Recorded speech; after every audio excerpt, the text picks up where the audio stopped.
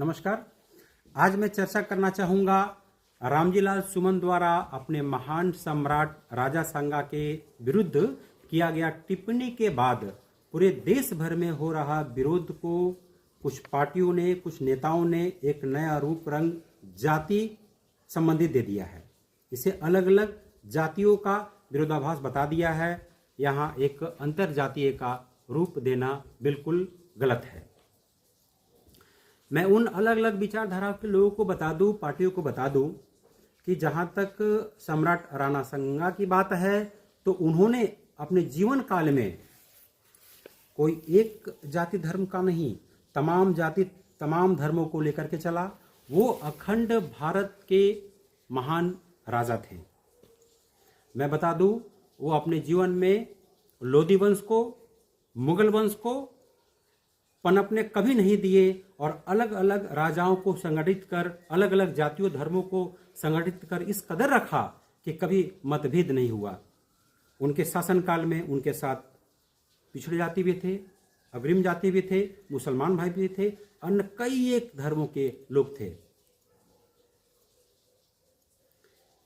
आज मैं बता दूं कि जिस टिप्पणी का विरोध पूरे भारतवर्ष में हो रहा है वो कहीं से कुछ गलत नहीं है। रामजीलाल सुमन को बोलने के पहले सोचना चाहिए था कि इस क्रिया का क्या क्या प्रक्रिया पूरे देश में हो सकता है। उन्होंने हमें छेड़ दिया है तो हम छोड़ेंगे नहीं। और कृपया कर मैं आग्रह करूंगा उन तमाम नेताओं से कि इसे अंतर जातीय और जात में ना बांटे। और आप सभी देश के भारतवर्ष में रह रहे अलग अलग कोना के सभी जातियों से मैं आग्रह करना चाहूँगा कि चूंकि आप अलग अलग जात एक साथ व्यवसाय करते हैं, एक साथ नौकरी करते हैं, एक साथ अन्य अन्य कार्य करते हैं, तो इस चीज़ को मन में न बैठाएं। इन नेताओं के चक्कर में आके भ्रमित ना हो। आपसे आग्रह है सामंजस्य बनाए रखे जो सदियों से चले आ रहा है। इन नेताओं का क्या है, ये अपना वोट बैंक बढ़ाने के लिए नाना प्रकार का कुछ भी बोलते रहते हैं।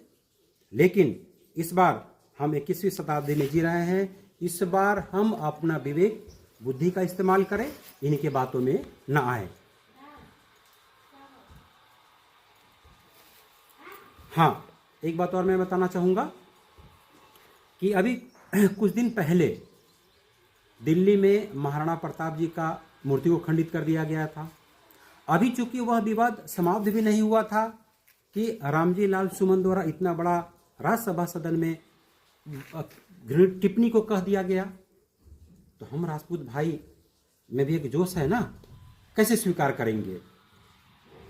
लेकिन इसे जातिवाद ना करें, ये सबसे मेरी आग्रह है। और चूंकि हमारे पूर्वज ग्रंथों में पाया गया है, आज शुरू से ही राजपूत भाई चाहे कोई वंश से युद्ध कर रहे हों सभी को लेके चले हैं। तो जब हमारे पूर्वज ही सभी जातियों को लेके चले हैं तो आज उन्हीं के चहलकदमों पे हम भी आगे बढ़ेंगे।